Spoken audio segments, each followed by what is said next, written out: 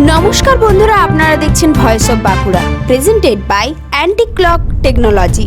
3রা December, স্বাধীনতার ইতিহাসে আগুন জ্বালানো এক নাম শহীদ ক্ষুদিরাম বসু। তার 137তম জন্মদিবস গতকাল পালিত হলো বাঁকুড়ার খ্রিস্টান কলেজের মাঠে, যথাযোগ্য মর্যাদা, গভীর আবেগ এবং দেশপ্রেমের তীব্র উন্মাদনায়। সকাল থেকেই কলেজ মাঠে মানুষের ভিড়। শিক্ষিকা, অধ্যাপিকা, অভিভাবক, অভিভাবিকা, শিশু, কিশোর, কলেজ ও স্কুলের ছাত্রছাত্রী সবাই এসে মাল্যদান করলেন।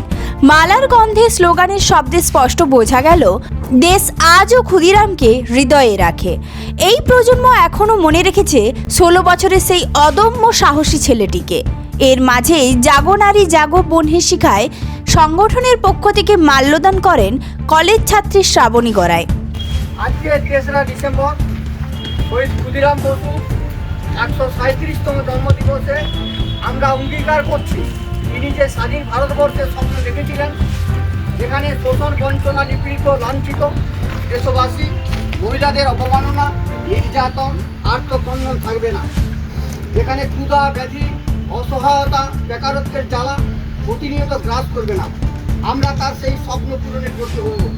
হে ক্ষুদিরাম, আমরা যেন তোমাদের ভুলে না যাই, যেন মানুষ হতে পারি, এই শ্রদ্ধাঞ্জলি শপথ আজ আমরা নিলাম। নতুন প্রজন্মের এক শক্তিশালী বার্তা, নারীও নেতৃত্ব দেবে, দেশপ্রেমের লড়াইয়ে সমানভাবে এগিয়ে থাকবে। পরবর্তী পর্বে অঙ্গীকার পাঠ করেন স্বপন নাগ। তার দীপ্ত কণ্ঠে ভেসে আসে অন্যায়ের বিরুদ্ধে দাঁড়ানোর সাহস, দেশের প্রতি দায়িত্ব, শহীদের আদর্শকে জীবনযাপনে ধারণ করার অঙ্গীকার। উপস্থিত সবার মন যেন মুহূর্তে এক নতুন শক্তিতে ভরে যায়।